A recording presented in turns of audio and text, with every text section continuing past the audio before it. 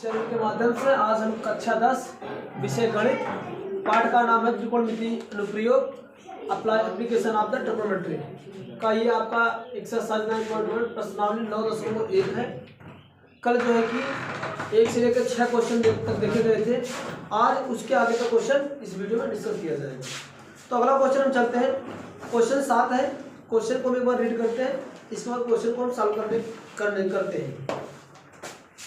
तो क्वेश्चन है आपका 6वां। एक भूमि के एक बिंदु से बिंदु ए, भूमि के एक बिंदु से एक 20 मीटर ऊंचे भवन के शिखर पर लगी एक संचार मीनार के तल और भूमि के उन्नयन कोण क्रमशः 45 अंश और 60 अंश है। तो मीनार की ऊंचाई ज्ञात कीजिए। क्वेश्चन ये 7वां है आपका। क्वेश्चन नंबर 7 है। क्वेश्चन नंबर 7 ये कह रहा है, क्वेश्चन जो कर रहा है उसको हम देखते हैं। फिर कहा क्या रहा है कि भूमि के एक बिंदु से 20 मीटर ऊंचे कोई भूमि का एक बिंदु है, ठीक है ना। ये मानता हूं कि ये आपका बी पॉइंट है। इससे कह रहा है कि 20 मीटर ऊंचे भवन पर लगी एक संचार मीनार। ये मान लो कि 20 मीटर ऊंचा एक मीनार है, ठीक है ना। ये आपका 20 मीटर का ये ए भी एक कोई मीनार है, ठीक। इसका लेंथ दे दिया है, कह रहा है कितना है, 20 मीटर का है, ठीक ना। फिर कह रहा है कि लगी है यानी इसके भवन इतना मीटर है भवन, इसके ऊपर यानी ऊपरी शिखर पर क्या लगा है, भवन के शिखर पर लगी एक संचार की मीनार के तल और शिखर का उन्नयन कोण। यहाँ से एक और ये मीनार बैठा है, ये मैं पी और ए इसका नाम दे रहा हूँ मीनार का, ठीक ना। जो भवन के ऊपर ये मीनार लगा हुआ है वो आपका पी है।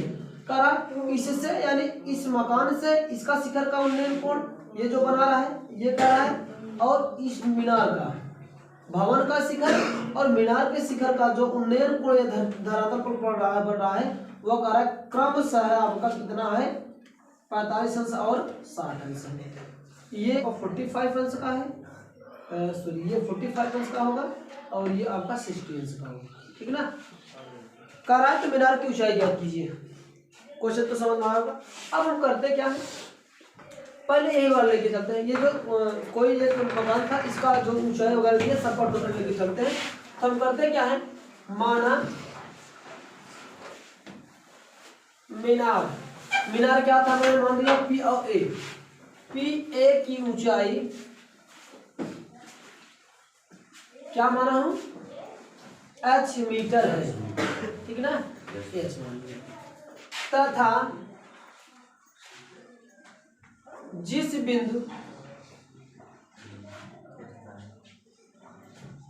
पर तल पर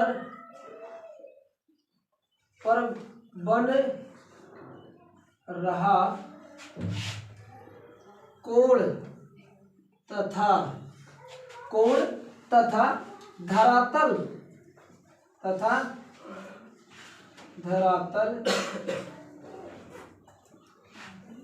के बीच की दूरी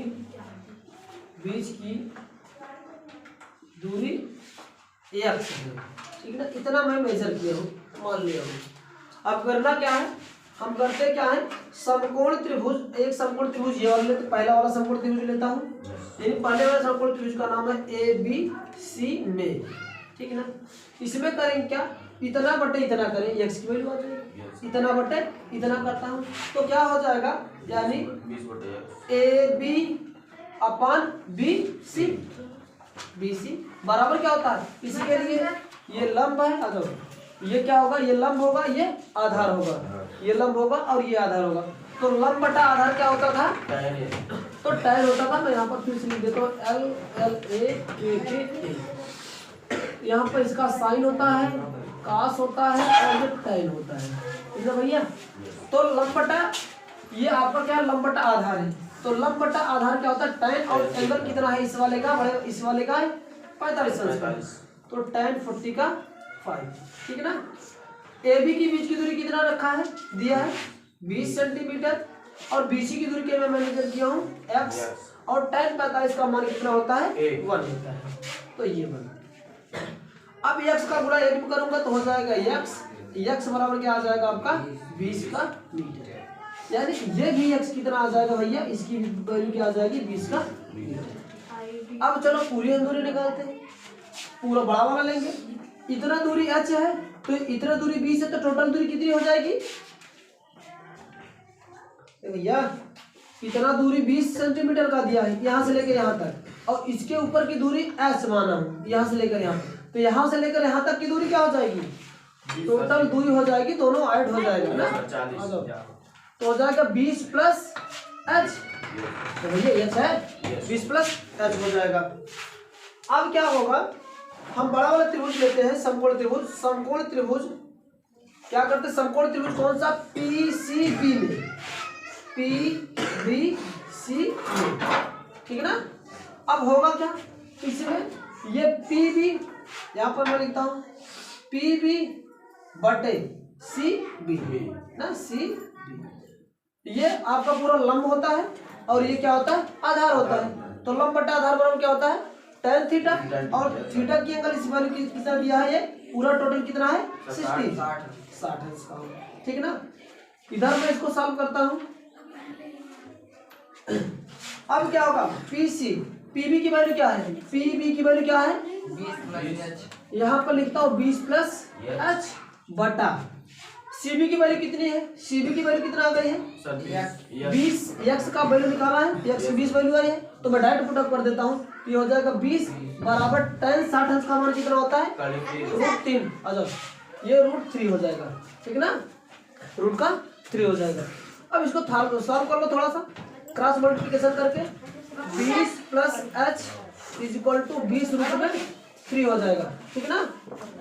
अब क्या होगा, h को यहीं पर रहने दे रहे हैं, 20 को इधर रिप्लेस कर देते हैं, तो ये h हो जाएगा, और इधर हो जाएगा 20 √3, और ये 20 इधर आएगा तो माइनस हो जाएगा, तो माइनस क्या हो जाएगा? 20 हो जाएगा। अब हम दोनों में देख रहे हैं, इसमें भी 20 है और इसमें भी 20 है, तो 20 में कॉमन ले ले रहा हूँ, तो 20 कॉमन लूंगा तो यहाँ पर बच जाएगा √3 बच गया, और यहाँ पर क्या बच गया? 1 माइनस का 1। ये आपका आंसर आ जाएगा। यानी मीनार की जो ऊंचाई होगी, जो शिखर पे लगा होगा, वह कितना ऊंचा होगा? 20 इंटू √3 माइनस का 1, ठीक है ना। ये आपका क्वेश्चन 7वां था। क्वेश्चन 8वां को कह रहा है कि एक पेडिस्टल के शिखर पर 1.6 मीटर ऊंची मूर्ति लगी है।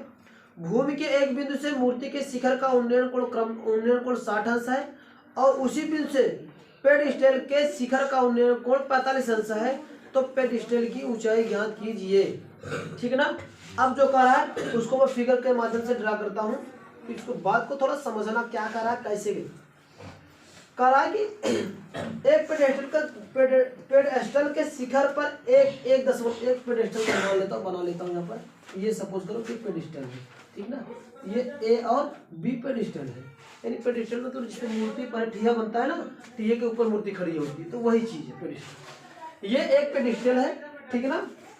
फिर पेडिस्टल का ये के शिखर पर, इसके शिखर पर यानी इस पॉइंट पर, ठीक है ना, एक मूर्ति लगी है। उसकी ऊंचाई कितना है, ये मानते हैं कि ये एक मूर्ति में बैठा दिया उस पे, और इस मूर्ति की ऊंचाई कितनी है आपका? 1.6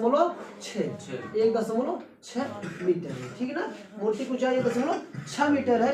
भूमि के एक बिंदु से मूर्ति के शिखर ये होगा, ये मानता हूँ, ये मैं ए बी, ये इसको डी कर देता हूँ, ठीक है ना। यानी मूर्ति की लंबाई ए डी हो गई। मूर्ति का जो शिखर है जमीन के किसी एक पॉइंट पे जो उन्नयन कोण बना रहा है, क्या कर रहा है?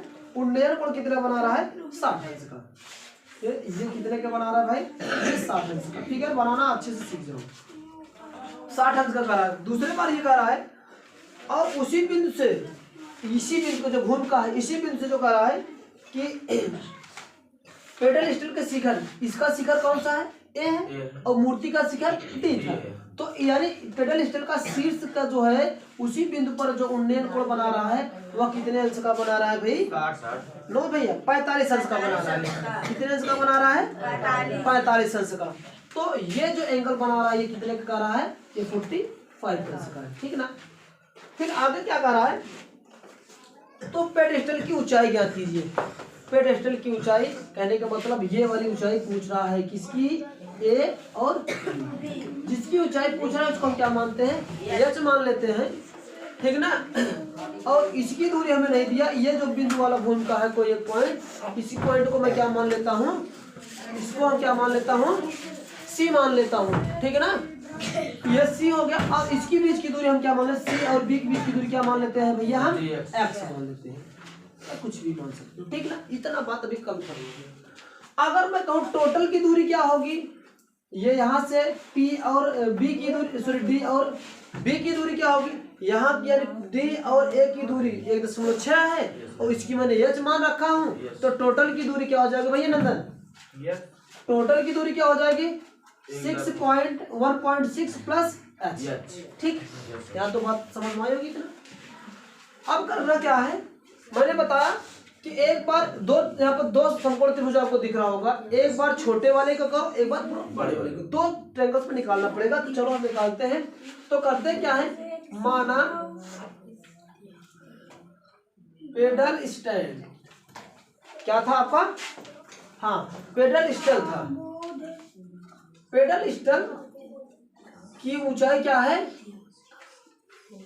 ऊंचाई क्या मान ली भैया मैंने, h माना, h मीटर, ठीक ना भैया। तथा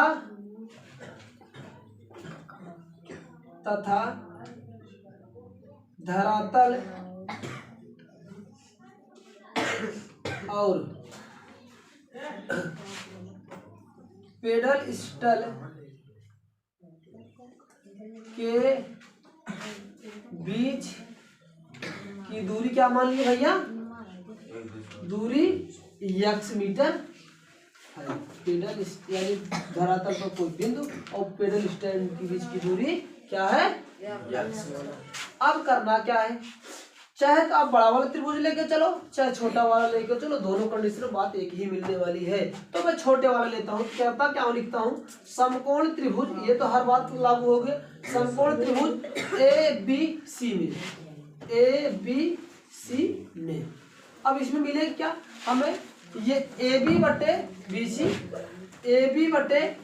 BC इज इक्वल टू, यानी लंब बटा आधार क्या होता है, tan होता है। तो tan कितना है, 45 अंश दिया है, tan 45 अंश। तो AB की वैल्यू क्या मैंने माना हूँ, h माना हूँ, और BC की वैल्यू मैंने x माना हूँ, और tan 45 का मान आप लोग जानते हो 1 होता है। तो यहाँ से आ जाएगा h बराबर क्या आ जाएगा, x। ये तो बात कन्फर्म हो गई, यानी ये दूरी और ये दूरी दोनों बोथार सेम होनी चाहिए, होगी भी, ठीक ना। अब करते क्या, दूसरा वाला ट्रायंगल से लेते हैं, बड़ा वाला। अब इसमें करेंगे समकोण त्रिभुज, समकोण त्रिभुज क्या, DBC में, DBC में मिले क्या, अब ये होता क्या है, पूरा ये लेते हैं, DB बटे CB या BC बराबर क्या होगा, पूरा एंगल कितना का है, ये 60 का, तो tan 60 का हो जाएगा, क्योंकि लंब बटे आधार। DB की वैल्यू क्या है, DB की वैल्यू क्या पूरी है, कितना भैया 1.6 प्लस h बटे BC की वैल्यू कितनी है, x बराबर tan 60 की वैल्यू कितनी होती है, रूट में 3। ओके, इधर में सॉल्व कर इधर। अब इसका भी, इसको मान लो इक्वेशन फर्स्ट मान लेता हूँ, इसको थोड़ा सा क्रॉस मल्टीप्लिकेशन कर देता हूँ, नहीं तो इसको इक्वेशन यहाँ पर ही थोड़ा सा मल्टीप्लिकेशन कर लेते हैं, इजी हो जाएगा। तो 1.6 plus h is equal to, ये x इधर मल्टीप्लाई होगा तो x इंटू रूट 3 हो जाएगा। इसको इक्वेशन सेकंड मान लेते हैं, ठीक है ना भाई, ये इक्वेशन सेकंड। अब करते क्या है, इक्वेशन 1 से इसमें सेकंड में वैल्यू रखने पर, या ऐसे लिखेंगे, समीकरण 1 से x बराबर h समीकरण 2 में रखने पर, ठीक है ना भैया, 2 में रखने पर देखो, जहां देखो h बराबर x है, या तो जहां पर x है वहां पर h रिप्लेस कर दो, तो h की वैल्यू आ जाएगी।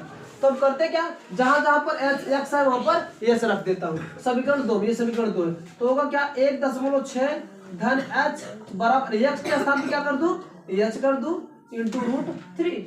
फिर क्या करता हूँ, 1.6 ये h को इधर लेके जाता हूँ, कॉमन हो जाएगा, यानी h रूट 3 माइनस का h होगा फिर क्या हो जाएगा 1.6 एच दोनों में है तो कॉमन होगा, इधर √3 बच जाएगा और इधर 1 बचेगा। तो एच की वैल्यू निकालने के लिए एच के साथ √3 - 1 मल्टीप्लीकेशन है, इधर आके डिवीजन हो जाएगा। तो 1/6 अपान √3 - 1 = एच आ जाएगा। ये पेडस्टल की ऊंचाई आ जाएगी। अगर इतना आंसर मैच करता हो तो सही है, नहीं तो हम थोड़ा सा परमेयीकरण कर देते हैं, ठीक है ना। तो परमेयीकरण करते हैं, परमेयीकरण करने पे हमें मिलेगी क्या 1.6 में √3 + 1 से ऊपर नीचे गुणा करते हैं, तो √3 - 1 × √3 प्लस का 1 = h। तो हमें मिलेगी क्या, यहां पर कर देता हूं जगह की भैया थोड़ी शॉर्टेज है। अब होगा क्या, ऊपर 1.6 √3 प्लस √1 अपॉन ये क्या होगा, पहली का स्क्वायर माइनस दूसरी का स्क्वायर, यानी 3 का स्क्वायर होगा, यानी √3 है, √3 का स्क्वायर करेंगे 3 होगा और 1 का स्क्वायर करेंगे तो 1 होगा। ये h बराबर होगा, यह क्या हो जाएगा 1.6 √3 प्लस का 1 टोटल का बटा, अगर 3 में से 1 गए तो 2 हो जाएगा। इसको डिवाइड कर दोगे 2 × 8 = 16, आगे वैल्यू आपको मिल जाएगी। यहाँ पर मैं लिख देता हूँ 0.8 रूट में 3 प्लस का 1, ये आपकी एच की वैल्यू आ जाएगी। यह कितना आएगा, या तो इतना, ये इतना, दोनों में से कोई भी एक वैल्यू हो सकता है, जो भी सेटिस्फाई होता हो वो सही है, ठीक है। ये आपका आंसर बुक में है तो ये आपका सही होगा, ठीक है ना। इतना मीटर आपकी ये आ जाएगी क्वेश्चन, ठीक ना। यानी कहने का मतलब इस पेडल स्टैंड की ऊंचाई कितनी हो जाएगी, मैं यहाँ पर लिखता हूँ 0.8 रूट में 3 प्लस का 1, ये आपका आंसर, ठीक है ना।